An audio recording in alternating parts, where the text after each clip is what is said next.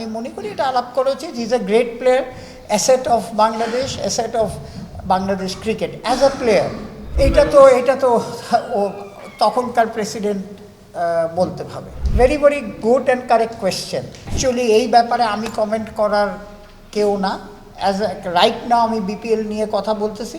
It's a very valid question. I think right ইয়েতে আপনি এটা আমাদের কাকে বললে মিঠু ভাই রাইট পারসন থেকে পাবো আমরা? এটা রাইট পারসন প্রেসিডেন্ট বলে যে আমি বলবো না।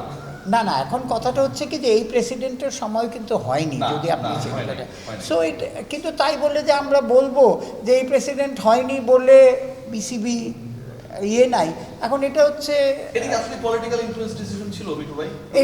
এটা তো ও তখনকার প্রেসিডেন্ট বলতে হবে। মানে ফারুক ভাইকে জিজ্ঞেস করলে বলতে পারবেন, কারণ উনি মেন ডিসিশনটা, তখন তো উনি যোগাযোগ ছিল আমাদের অ্যাডভাইজারের সাথে। অ্যাডভাইজার বলেন, আমাদের যে রাষ্ট্রীয় যে সবচেয়ে সর্বময় যারা ছিল তাদের সাথে কানেকশন ছিল। তো উনি মিঠু ভাই অ্যাডভাইজারও একটা কমেন্ট করেছিলেন যে তিনি যেন আর কখনো দেশের হয়ে খেলতে না পারেন, ঠিক আছে, সেটাও বিসিবিকে তিনি বলে দিবেন। তিনি অফিসিয়ালি এটা কমেন্ট করেছেন, মানে তার অফিসিয়াল কমেন্টে আমি বলছি। এরকম বক্তব্য আসাটা বিসিবির জন্য বিব্রতকর কিনা? কারণ এগুলো তো আইসিসিও দেখে যে একজন অ্যাডভাইজার বা মিনিস্টার পর্যায়ের একজন বলছেন যে কোন ক্রিকেটার খেলবে না, বিসিবিকে তিনি এটা বলে দিবেন।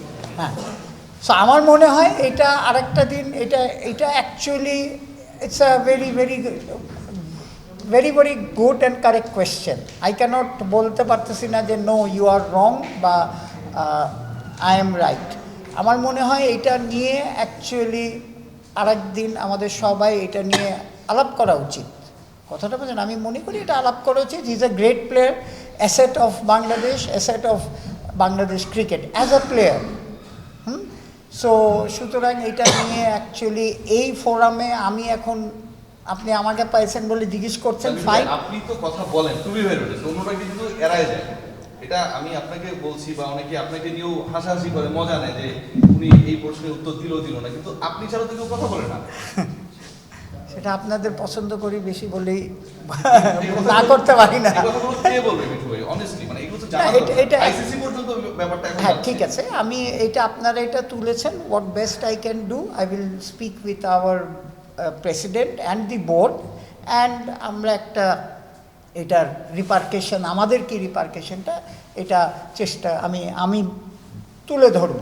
হ্যাঁ, এখন let the president and our media committee chairman decide যে কিভাবে আপনাদের সাথে এটা নিয়ে কথা বলবেন। কিন্তু ইটস আ ভেরি ভেরি, আসলে ওর মতো প্লেয়ার বাংলাদেশে আমরা আজ পর্যন্ত ওই পেয়েছি, আর এ পর্যন্ত কি বলেন রবিউল ভাই?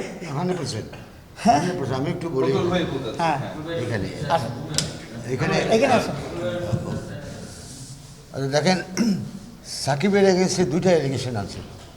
Number one allegation was that political, যেটা বলা হচ্ছে, এবং আমি মনে করি that was a political issue. আমি ব্যক্তিগতভাবে, not as a representative of the board.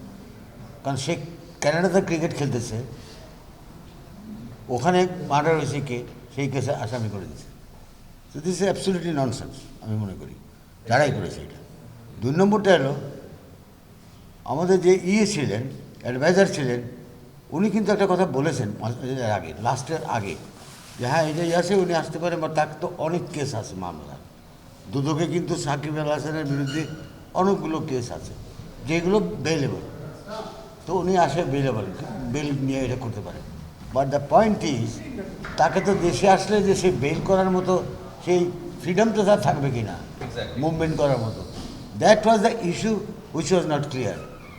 Not Sakib was given to understand তাকে ওইটা তাকে করা হয়েছে, যারা এটা করেছে, বা এখান থেকে কোনো কিছু মানে কেউ এটা নিয়ে। আর বোর্ডকে এখানে এইটা এমন একটা ইস্যু ছিল, যেটা নাকি আমার চেয়ারম্যান যে বললেন এখন, Sakib is almost bigger than the board. মানে এটা আমি বলবো nobody is bigger than the game, এটা কথা আছে। Because Sakib is a role model of Bangladesh cricket. আমরা তাকে সবাই পছন্দ করি, আপনারা করেন করেন।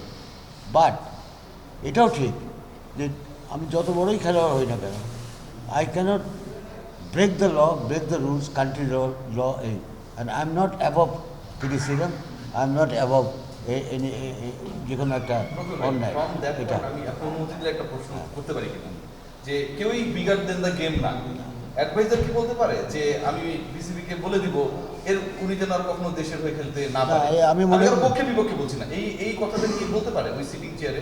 আমি জানি না, এটা আমি শুনি নাই, বাট দুনিয়া যে বলে থাকেন, আপনি যেহেতু ফেসবুকে তো উনি বলেছেন। উনি বলেছেন ওনার পেজে, যাই হোক এটা বলা উচিত হয়নি, because this is very unfortunate.